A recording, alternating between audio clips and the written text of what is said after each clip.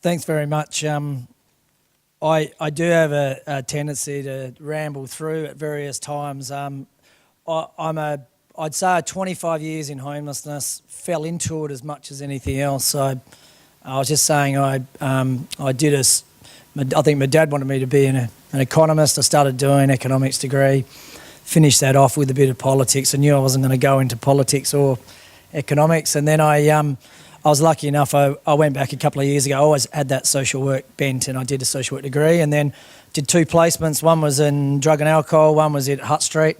My first job was drug and alcohol. I always thought my calling was back at Hutt Street. And I had a phone call there, applied for a job.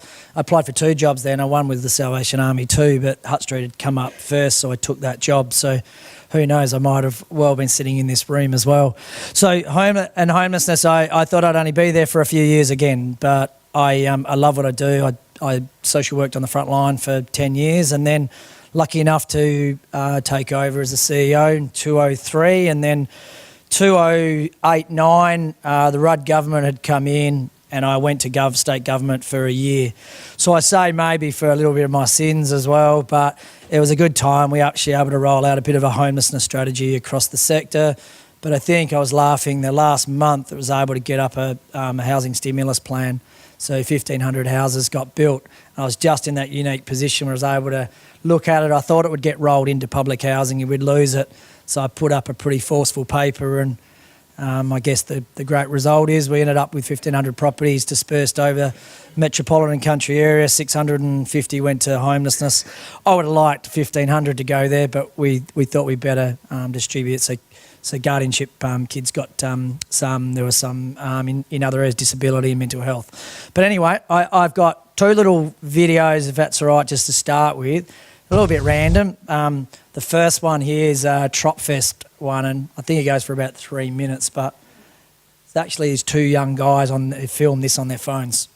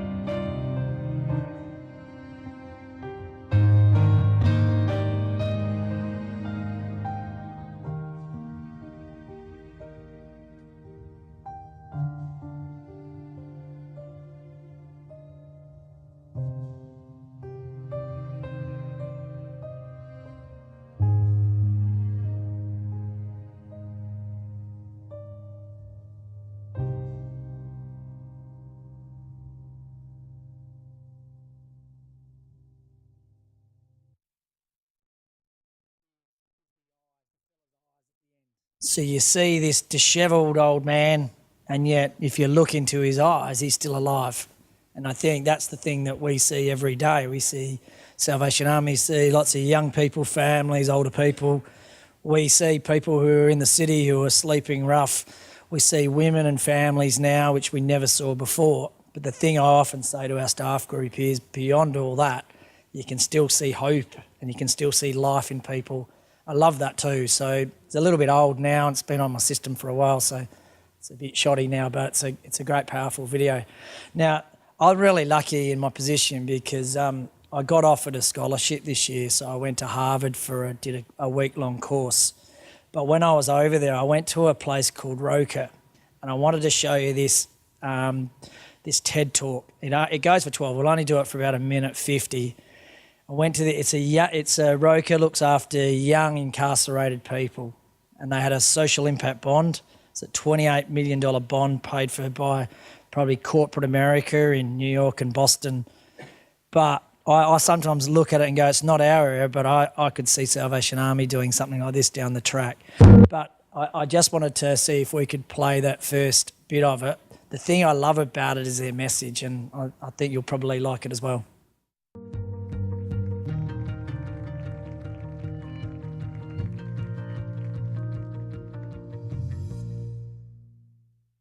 They really never gave up on me. Even though I pushed them away and want them to give up on me, they never gave up on me. They're like that annoying fly that never goes away. They'll find you, and if they don't find you, they'll call you. If they can't get your number, they'll get it from one of your friends that they know you hang out with or associate with often. They'll ask. I was dodging them, basically. And they came again, and again, and again, and again. I think he put a GPS inside one of my drinks one day, and I swallowed it. I've been at a trap house smoking mad weed, and he pop up at the door. Yo, is Tyleek there? Why are you coming to the drug house looking for me? Stop, no. If you stop coming and, stop trying to do something good with yourself, then, they're not gonna give up to you. They're gonna keep coming and encouraging you to be a better person. Once they grab onto you, they don't let go. Even when they grab onto me, they don't let go. They were very tenacious at finding people that they could work with. That's an understatement. They are relentless and persistent, but in a good way. Persistent. That's the one word, persistent. My dad isn't here, my brother isn't here, my little brother isn't here. Some of my best friends now might be here, but Roker's gonna be here.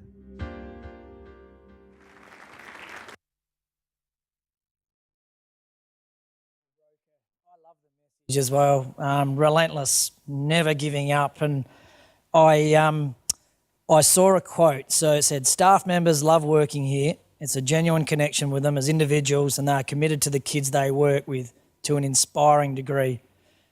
The social staff members' catchphrase taught over the years by Alan is, we never give up. Very Churchillian, but it's true, they don't. That actually comes from Salvation Army. So I saw that on one of the things before I came here, and I thought I'll look at that. So we've just been doing a program called Street Crew, which is a street to home. It's a little bit of a bugbear for us because we ended up taking it over, working with 3 other inner city agencies. We smashed the outcomes. The program was broken, and then they've gone to a tender, and we missed it to a big interstate organisation with all the bells and whistles. I'm not sure whether they're going to be able to deliver on it too, but the thing about that program we loved is that we could actually then work from street to the home.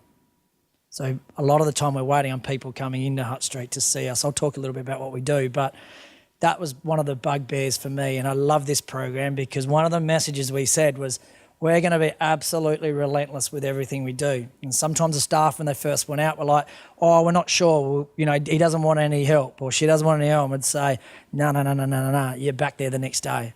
And so every day we'd go back, and every day then we'd go back the next day after that until we could get people into housing. We ended up getting 55 of our rough sleepers into housing. So that was in 4 months. So it's a pretty good effort of getting some of the most difficult people in. But I love that story because it's a little bit about what we all do. I love Muggies. It's always been one of my passions as well. Just even when I was in government, it actually is so unique and innovative in everything you do. And I think, credit to Salvation Army because you do lead from the front. But I also think one of the things that Salvation Army do really well, which I'll go through, is you are the best storytellers of all time. And you've got to keep doing that as well. And Hutt Street, if we've learnt any lesson over the last few years, is probably trying to replicate Salvation Army a little bit about just telling our story. And we tell our story about our friends. I hate the word clients, even though I use it at times. I'm not sure why we do that at various bits, but that's just me. Even though I'm an old social worker, I like the word calling our friends who come through our services, because a lot of the people coming through, they're actually they want to be your friend. Now, we know they're not going to come home with us and we're not going to go down for a coffee and do all those things occasionally we do, but I think they're looking for that next level of companionship at various times. So if that's providing a social service, well, that's good too. But anyway, that's just me. So just go through. This is a great quote. So I think it's one of the best. So the challenges abound, the opportunities are limitless. The leaders who will transform organisations and lead innovation, who provide the greatest results, whose acts combined with those of other leaders in the social sector will write the history of this generation, will be the leaders who create gratifying places to work. And they lead with soul. Oh, I love that. It's about innovation, and it's why we're here. It's why we get up every day. I'm really fortunate, 25 years later, I still have this burning ambition as well that I think we can end homelessness. I might be, totally mistaken, but I do have that burning ambition. I think we can do it. I'd love to be in a position where I could say to my team, by the way, we've done so well, we're all looking for jobs over the next few months. Because you know what? We would be the most employable people of all time. So how are we all going? How are we all faring? The optimum destination, isn't it? Trying to be optimistic. Everyone's rowing in the same page, from government through to the community services, through to the sector and politicians. But it doesn't really always happen, does it? So a little bit about I'll go through a few things. I just taught innovation quickly, about Hutt Street, a little bit of the NFP sector, some client stories, a little bit about homelessness abroad and in Australia, and just look at some of the emerging trends, I think. So this is a really interesting thing. I saw this one somewhere. So even in a village where most children were malnourished, some children were healthy. Do you know what? So the malnourished children, in terms of what was the scenario there, is that the mothers served the dads first. Dads went in and had the first bit of the broth. So the healthy children's where the mothers served their kids first, made sure there were vegetables, frogs, and any other insects for nutrition. So for me, innovation and creativity, scarce resources at its finest. Our women are the finest leaders and innovators that we've got, as they see those things as well. So it's just an interesting thing. And then Simon Sinek, who is a pretty powerful person in American, I guess in many ways, in corporate industry, and he does lots of public speaking, talks about leaders eat last. So they talk about that through the US Army and all of those things. And I think that's probably a message from there as well, that leaders should eat last. So innovation for me always starts with that vision, mission and values. So we're a Catholic-based organisation. I'm not Catholic, but I've been working for 25 years. I'd probably say I'm more Catholic than most Catholics at various times. One of the things we try to do at Hutt Street is we just make sure we try to, like Salvation Army, we live and breathe the values of the organisation.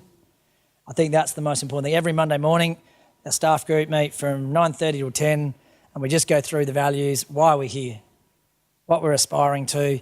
Someone will get up and tell a bit of a story. It's not a religious thing. It's just everything comes back to our values, and it drives our values. That's one thing that when I took over Hutt Street, the first non-nun to run a Daughters of Charity organisation, big shoes to fill. Thought, oh my God, how am I going to be able to do this? So I thought of that sort of little brainchild, and we've been doing that now for 10, 15 years. It's great. We celebrate successes, celebrate our failures. I like to use the term flirting more than anything else. It's okay to fail as long as we learn from it, as long as it's not catastrophic. But flirting's a great term for us. And Salvation Army, faith, justice, community service. Very similar to St Vincent de Paul and St Louise de Marillac. So 450 years old in many ways, the Daughters of Charity. So Hutt Street Centre, who are we? We started as a basic meal service. Men in the 50s used to come down Gilbert Street, Gilly Street, turn off a little side thing. The sisters used to live in the Hutt Street building. They used to hand over a jar of tea and a sandwich. That's how Hutt Street started. I guess as those years have gone, we've gradually evolved. So we then became a meal centre in the 70s, started having some showers and a place for men in the 80s, and then late 80s, the women started to come through as well. So that's how we sort of started, that meal centre, day centre, first point of contact. But we try to bring in all these different visiting services because we can't do it all. So I think that's one of the keys for us as well. We even have a Hep C clinic, and one of the great stories with the Hep C clinic is that with the treatment now evolving like polio, I'm hoping that I think the world will basically eradicate polio soon. Well, Hep C, we've put 6 of our friends through a trial, and 6 of them have come out Hep C free now. So that's the modern medicine, which is an amazing thing. So we've just written a paper which we want to put out through the homeless area there as well. So as well, that sort of clear. If you have some people you want to send through there, please do. But we have RDNS, GPs, whole range of things. It's about bringing services in so that people don't have to track all around the city all the time. So we have a Eastern Adelaide homeless service. So we're that inner city base, and we are I guess in some ways, the service in the eastern region.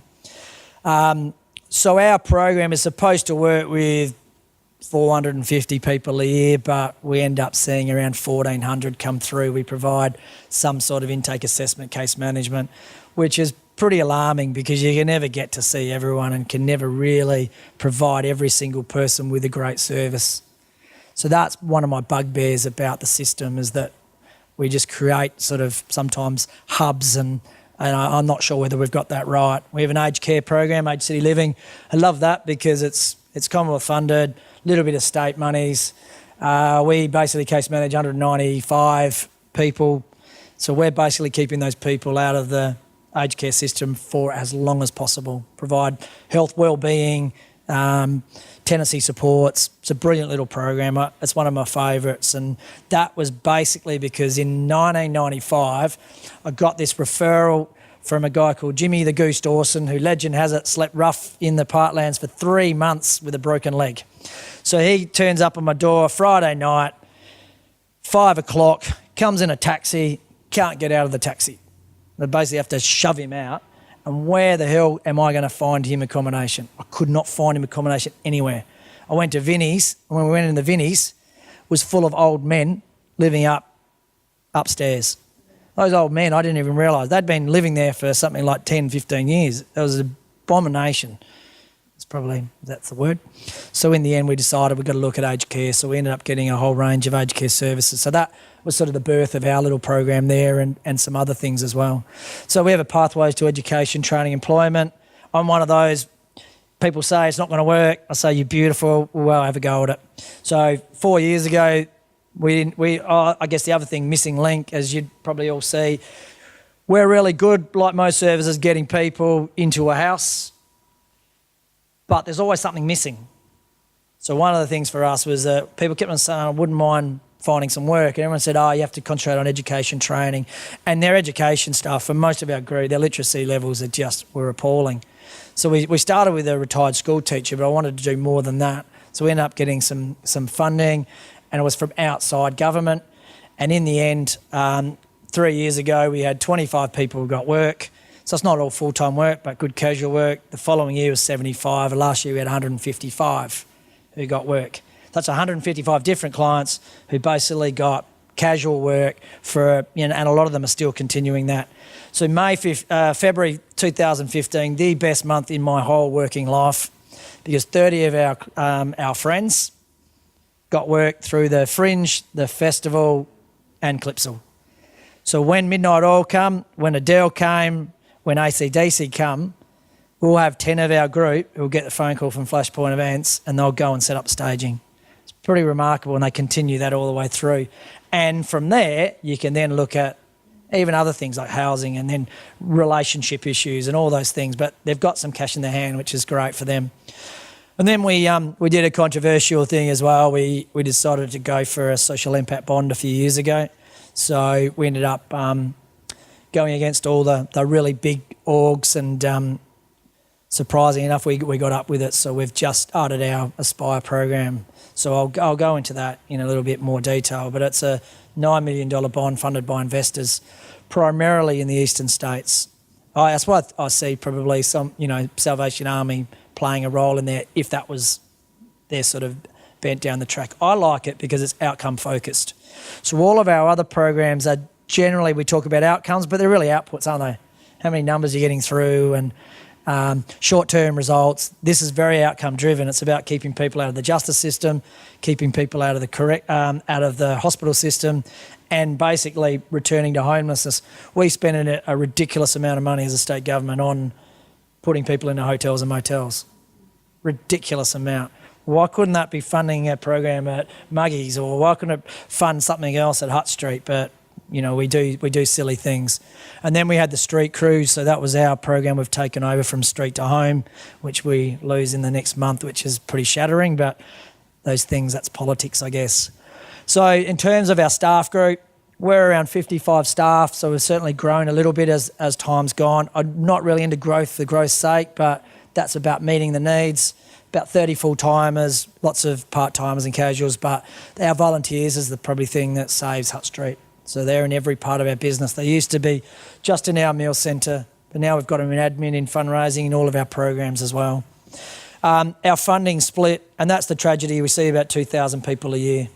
But the tragedy is when I go to other orgs, they're seeing about the same and more. So, we're seeing a high volume demand there.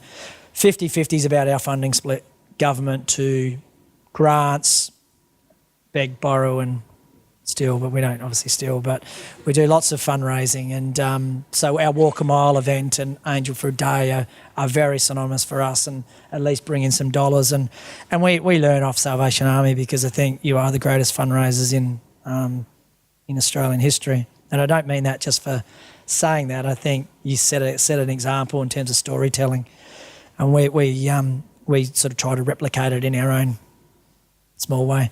So what I probably look at too about the split is I think that gives us that opportunity to be innovative all the time, because I don't have to be wholly reliant on government. And what it does is it enables us to be absolutely relentless now. So staff get sick of me talking about the term, but I love that term. We spoke a little bit about it beforehand, but it gets pushed aside. So every team is saying, are you following up? What are we doing there? Are we being relentless? Are we helping that individual, move on to their next part? And I love the fact that I have now 2 of our staff members, and one runs one of our programs, who are former friends. One of them I housed many years ago. So Aspire is our social impact bond. The goal over 7 years is to work with 600 people, but we're assuming there's going to be a drop-off. So 400 participants will complete the program. Housing first approach, long-term case management. So that's the commitment. We've been able to put in this program from everything that we developed this program basically on all the things we do really well and all the things we've sucked at over the years. And one of the things in terms of sucking at is that never have that long-term support. So it's usually 3 months, 6 months, sometimes a little bit longer. Our aged care program can do that long-term, and we've seen the results because we're keeping people out of the systems. So we basically said that, and we're going to throw in our pathways to education, training, employment. It's only just started. The big obstacle, which I'll come to later, is housing. So we've entered MOUs with a lot of the community housing providers. It's been really slow. And one of the issues is that we've got a public housing transfer of 4,000 properties over to community housing sector at the moment. Everyone's waiting for that. But that's no great panacea, because all we're doing is taking 4,000 off one part and we're giving 4,000 to another part that's already stretched. waiting lists. I was really pleased to hear when you're talking about housing and housing policy, because I think we're in dire straits at the moment. And normally I'm a really optimistic person, and that's the one thing I just really fear for our survival, for people who are struggling at the margins. You all see it, I see it as well. So in terms of how it looks, we're trying to do this program in 3 stages. So you have that stabilisation period. We're going to call people case navigators rather than case managers. It's just a term. Saw that in the UK. I like the terms of a navigator rather than a case manager. Sometimes our people, they think, case manager, been through heaps. Don't like that, you're managing me, all of those things. A navigator's really, I'm still helping you steer the direction you want to take. So, might be a bit blasé out there, but I like that term, and we're starting to use that term ourselves. So the stage 2 is about that re-engagement. So the first stage very much just checking where people are at. Then it's the next stage of where we're going to. You note that the case navigator loads are 1 to 10. So at peak will only be 1 to 15. I would hope that we can continue that 1 to 10 for a lot of it through there. And then that stage 3 is that monitoring. We're going to keep on with people. And the one thing Community Housing Org said to us is they like this because we're good at putting, as I said, putting people in their housing, but we leave them after a period of time, and we hope they do really well, and a lot fail. But we're going to make sure that we are relentless and never give up on them as well. So that's a little bit of this, but I'm happy to ask questions. It's a little bit controversial for some people. They don't particularly like the model. We really struggled to get our it's about data, which is a really big key. So I'll talk about that later, but we've now got a data analyst at Hutt Street, the best thing we've ever done. So you can look at not only this program, whilst it's emerging, we're getting them to look at our data and other programs. We have a housing person as well who's come across. Having that housing tenancy person who knows the housing sector has been an absolute godsend for Hutt Street. Yep. Yeah, so we had to purchase a new system, so we purchased a thing called Penelope, which is a Canadian database. So I think Relationships Australia use it, Centrecare use it, United Care Wesley Port Adelaide use it. It's a great tool. So we're able to also measure when a person comes through the doors how they're feeling. So we can then go back 3 months later and ask them the same questions. We can measure it. We can also measure that against what do they think the case navigators, how are they going?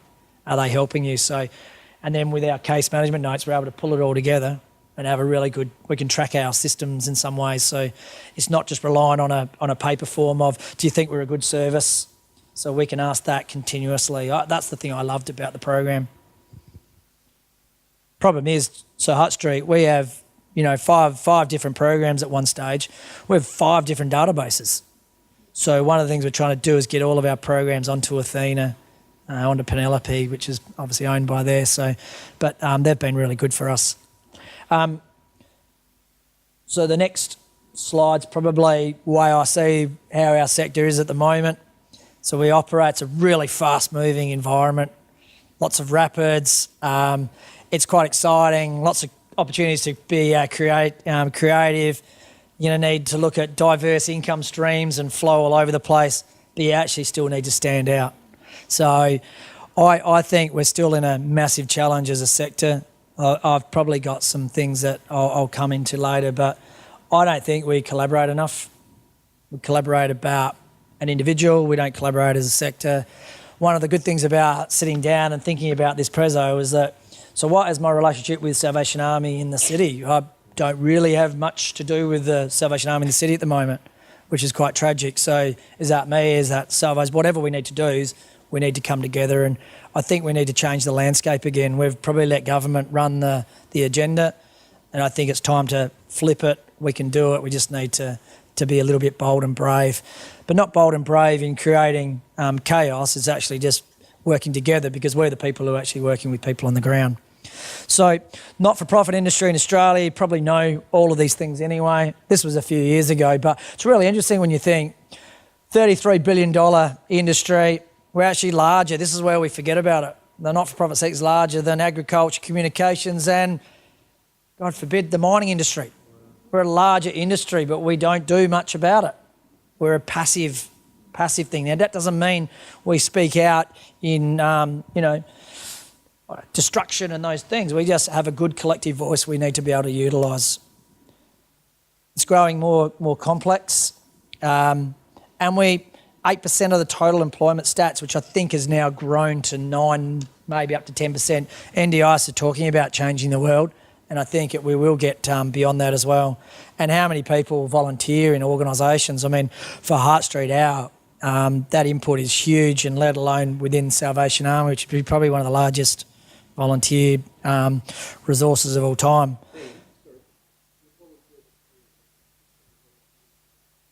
Yep. Yep.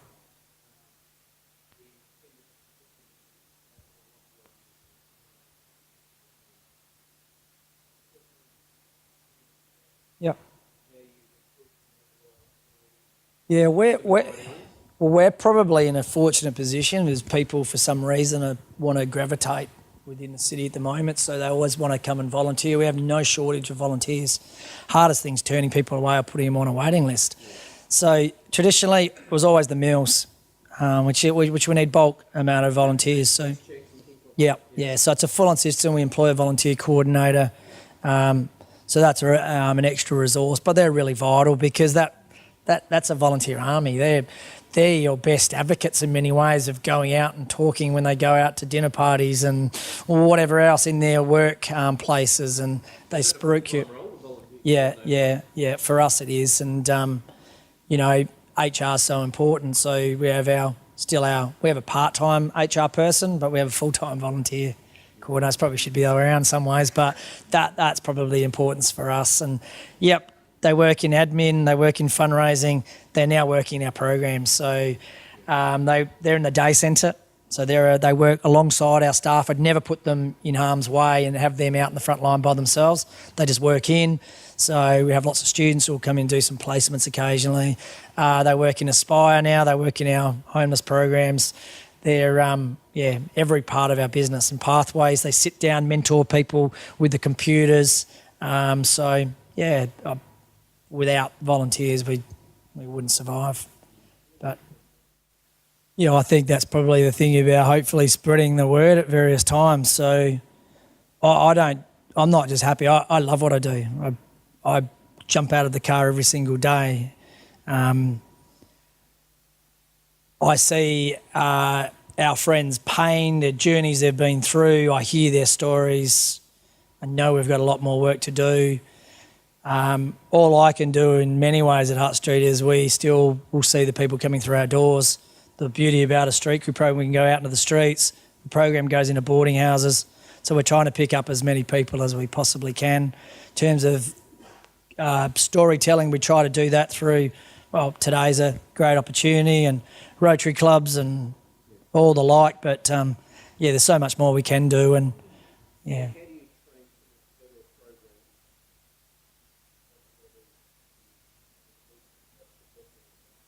for a volunteer? They're always guided by our staff. They'll never take over a position of a staff member, so they'll never do case management or case navigating. So they'll never have to do the employment pathways and actually place them in a position. But what they'll do is they'll sit down and mentor those clients to go through those processes. So we'll use them to do some of that work for us and forming those one-to-one relationships with a worker behind them as well, but it just keeps that flow of information. Those volunteers who come in our pathways are just remarkable, from sitting down, just helping with computing things, through to, if you want to go through an education course, we'll come in and mentor you all the way. So Craig's one of our great clients, one of our great friends, I should say, and he went from Cert 1s through to Cert 4s, got nominated, he was in the top 2 SA Adult Learners of the Year. He's now doing his degree in community services. Now, he struggles with his learning, but he has a mentor there who's with him all the time. So the mentor will keep picking him up. Come on, let's do this. They won't necessarily write the things, but they're helping guide his coursework. I think that's probably how we all feel at various times in our sector too. So I like that sort of vision there too, because many times we're just hanging on for dear life, and we do make it up as we go at various times, but it's that end result. So just storytelling, just a quick couple of stories. You've got as many stories, but so without going through them, Michelle was one of the people who was living in a boarding house coming into Hutt Street. It's pretty tough sometimes for women coming into Hutt Street because when you walk in, it does look like it's mainly men. We're now 60-40, but women will probably come in and see the workers and then go back to whether they're staying in a boarding house or housing SA property or whatever it is. So we have plans. We hope to absolutely bulldoze our day centre. It was built in the 80s, 2 buildings come together. It doesn't give us any great space and safety, privacy for our friends, let alone sometimes staff. So we want to actually knock it down, create better spaces, but that's one of our visions for the future. But Michelle was one of those, boarding house, really trapped in many ways, and we actually ended up paying for her education through, and she got her certificates all the way through and then found work, which is a pretty awesome story, and she's doing really well, and she often pops in just to see us, which is really nice. And then Alicia was one of our sort of great success stories. So comes from the southeast, you know these stories, a rural town, ice, absolute epidemic, family all involved, she was involved. How does she get out of it? Only way she could get out of it was leave. Comes to the city, ended up at Catherine House, then walked into Hutt Street one day, heard about our pathways. So we started tapping into her, put a mentor behind her. But she's one of those remarkable young women where she would hop on the tram and then she'd go down and drop off her CVs. And she ended up getting work in cafes. We have a little bit of a social enterprise, beanstalk, coffee machine thing. She started doing all of those things and she's flourishing. She's actually in Aspire program now, so because she spent a period of time sleeping rough and we're able to get in that program. So we're really proud of her because she's one of those, I guess, unusual traits for Hutt Street in some ways of just seeing that person just being so designated, because a lot of ours are lost. They're hopelessly lost. And hopelessly isolated, but she had this vision, this is what she's going to do. I would hope, we have a brilliant cook, Brenda, who runs our kitchen. I would hope that she'll take Brenda's spot in a few years, but we'll see what happens there. And then Andrew, he's a classic one for me. So he was the reason why every time I get out of my car, I always think there's more. So there's this young fella comes in to see me. He's 23 years of age. So this is 17 years ago. I'm a social worker. I did have blonde hair in those days. So he walks in the door, and he basically comes and says, "Oh, I know you, Ian. You coached me in footy." And I have a footy coaching background. And I said, no, I don't know who you are. So this was 6 years before. And he goes, yeah, you coached me. And then he said his name, and I was like, oh my goodness. Again, I could see his eyes, and there was some life in his eyes, but he's the most dishevelled young person I've ever seen. I still haven't seen a more dishevelled person. So anyway, I bring him in the door and we start talking. Tell me a little bit about your story. What are you after? All those things as well. So he tells me where he's sleeping. He's sleeping on a school roof, just out of the city. So then he starts telling me his life story, how he was basically abused from the age of 3 until he was 12. Scarred, isolated, lonely, no links with family, out in the streets. And yet this kid would have played SNFL footy. And who knows, he could have had a chance of playing AFL footy. Fantastic skills, and there he is, the most dishevelled lad. We were able to get him a house 17 years ago, got him a house really quickly, knew the people in Housing SA. Yep, this is what I need. Furnished the property, we'd pop in once a week. So that's a pretty good outcome, you think.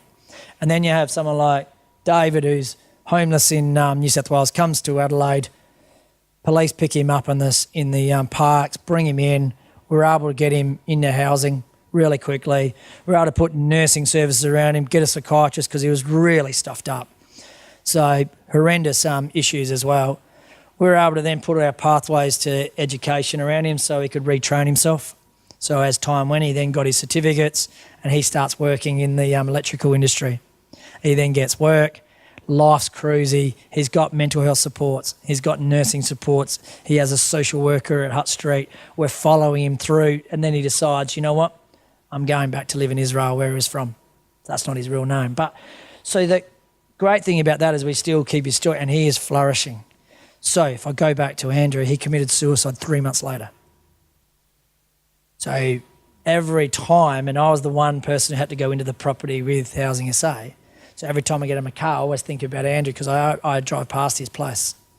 So for me, there's always unfinished business, but you see that as much as anyone else. And I just wanted to probably say that those people, that's the reason why we exist, and it's why we do more.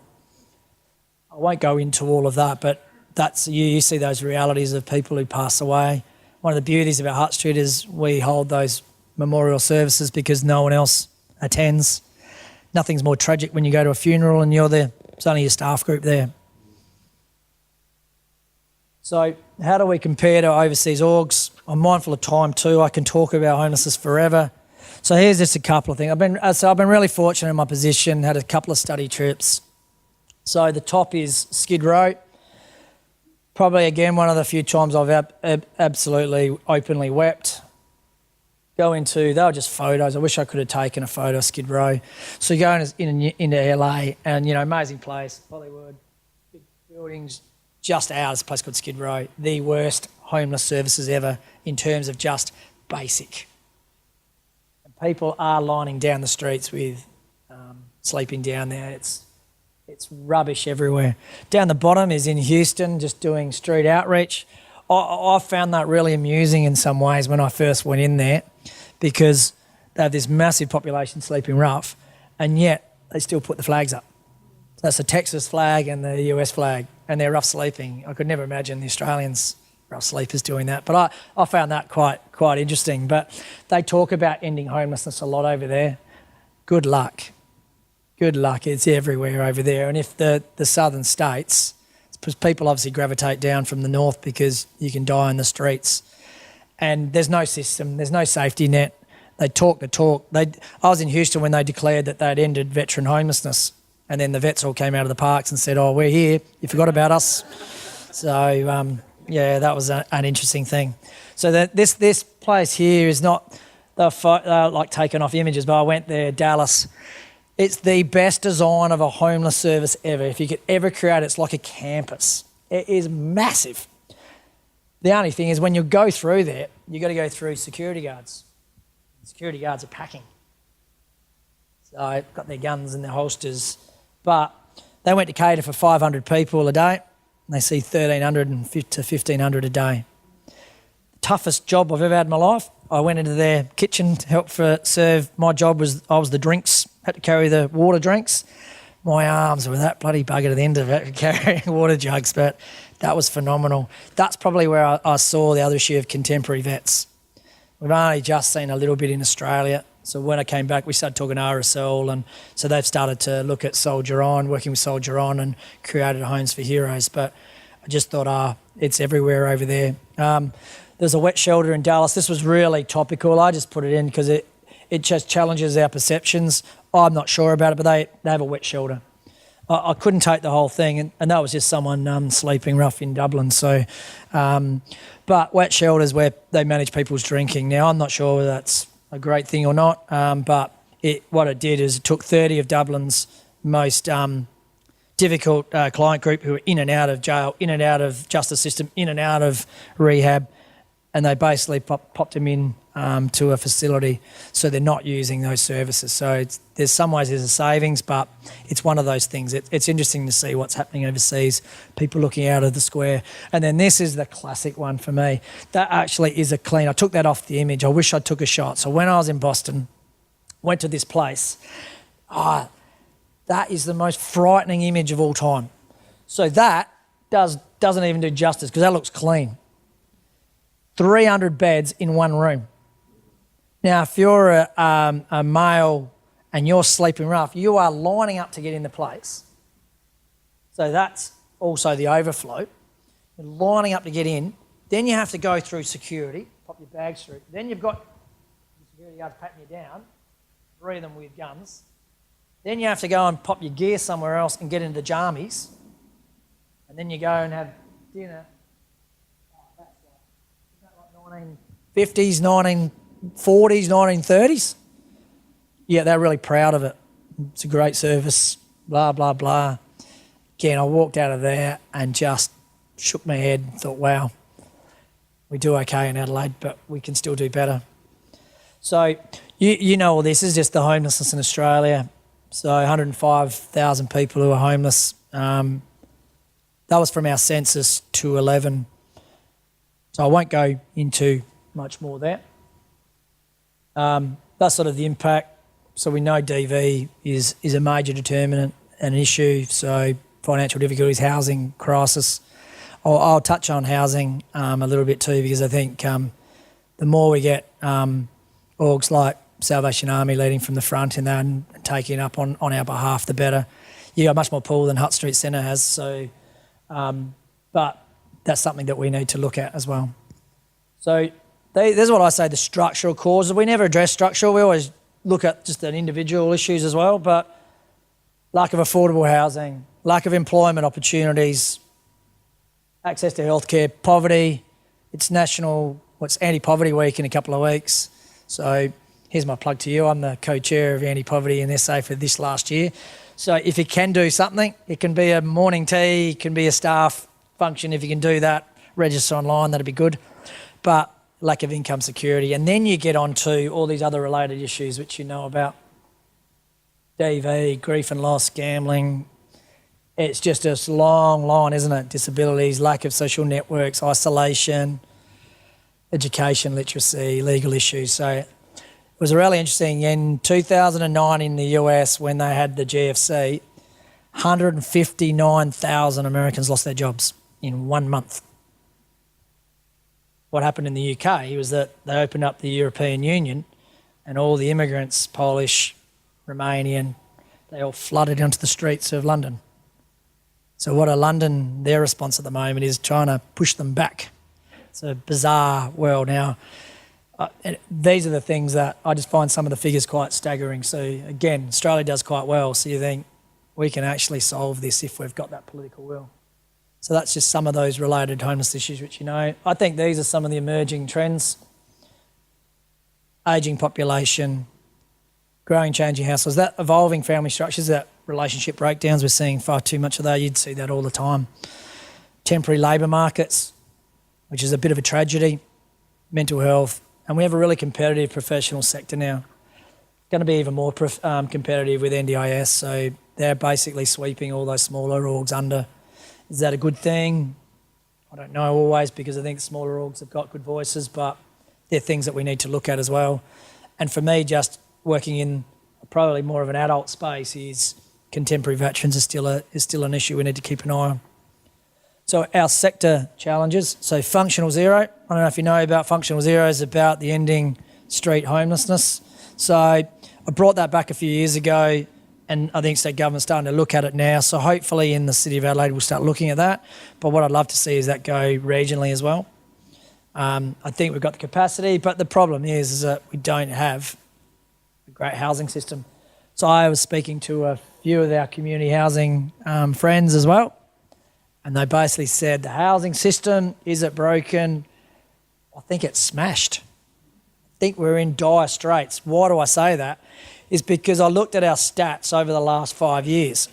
And I remember when I was social working, majority of the people we put into housing, we put into community and public housing.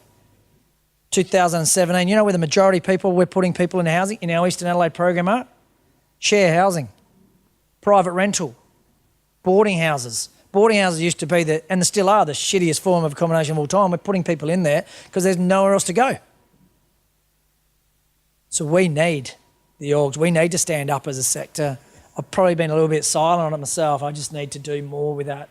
But I think that's where we need probably big orgs like Salvation Army to really take up that pull for us. And I think there's a lack of trust between NFPs and government now. So had my stint in government for that year. I think we mended some things there, but I think I've seen that erode. I see it erode now through housing and through other areas. So I think the sector needs to retake the agenda again. And so hopefully that's what we'll do soon. These are other sector challenges probably for you as well as for ourselves, is that measuring impact. So one thing people are always looking at is, and certainly grant You know, if you're applying for grants and all of those things, they're all now the big thing is, what's the impact you're making? How do you measure your impact? Social return on investment is going to be the key term over the next 3 to 5 years. So you're probably well ahead of it. If you're not, there are probably things to start thinking about. Collaboration, partnerships.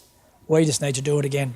We need to go back to where we used to be doing it. We were always together in meetings, and I think we've broken that a little bit because we've all sort of siloed off trying to build our own empires, and we just need to come back as a group and recognise there's no point having empires, because at the end of the day, the sector and things will change again. The funding dynamics are changing in NDIS, and they'll happen maybe in our sector down the track. So we have to be really, really in it together. Because if we're going to, who are we serving? Are we serving our organisation's best interests? Or are we looking after our friends on the streets? And our friends in trouble? I guess they're the things that we need to make sure. Who are we serving? So I just pinched this last night I saw something in New South Wales. So this is the 2016 census, which has only had little bits and pieces released. 30.9% of Australians rented their home. 31% own their home outright. It's the lowest home ownership figure in 70 years. 14% of renters in Sydney. 11.5% of people nationwide spent more than 30% of their income. Rental rates increasing, ownership's decreasing, rental stress is going to be our greatest issue again. So most of the NFPs in Sydney and the eastern states are talking about what's going to be the flow. Are we going to see a tsunami again?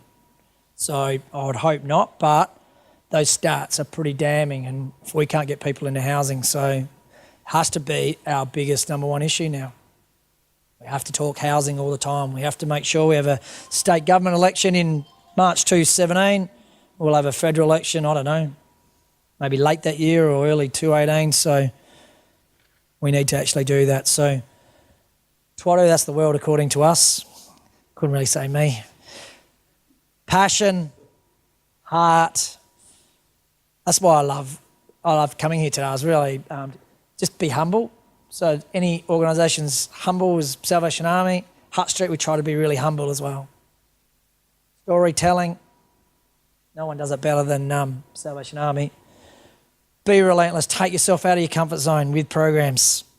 So we've got our programs, it's not about stretching, it's just about what else can we do. Understand new and emerging trends, be creative, look at different things. Contemporary vets for Hutt Street we looked at for a little period, then we handed that over. Pathways, it's a great thing for our group.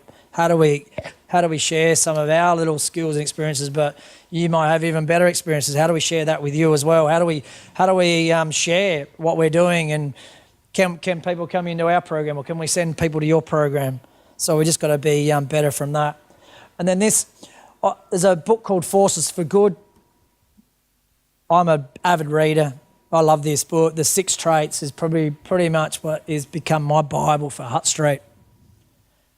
Advocate, engage, deliver, understand, engage with the business community. So for us, we're not going to survive on our government funding, 50%. We could lose some programs. So what do we need to do there? Inspire others to support your org. You do that, we have to do it. It's critical. Food. Cost of our day centre and meal centre are totally unfunded. So it's okay for us to go out to Rotary clubs and business and say, this is what we need from you. We need your support. Imagine for yourselves, if you weren't employed the next week, how would you cope? Would you have to come through a place like here? Would your son or daughter be coming through a place like here? We've had volunteers who have started crying on the front desk because they've seen their sons or daughters' friends walk past going into Hutt Street. Develop networks, don't go it alone. Look for continuous improvement. So that's probably something that, again, which goes on that social return on investments, but also about, are you benchmarking your services? How are you looking? How do you know your service is a great service? And then share leadership. And I think that's where, as I said before, let's make sure we make good contacts with great orgs and let's be persuasive in our arguments. And then this is my final quote. I love this one. I used to think I was poor, then they told me I wasn't poor, I was needy. Then they told me it was self-defeating to think of myself as being needy. I was deprived. Then they told me deprived was a bad image. I was underprivileged. Then they told me underprivileged was overused. I was disadvantaged. Still, I don't have a cent, but I have a great vocabulary. So that's pretty much sums up our group of people that we're serving every single day. Thank you.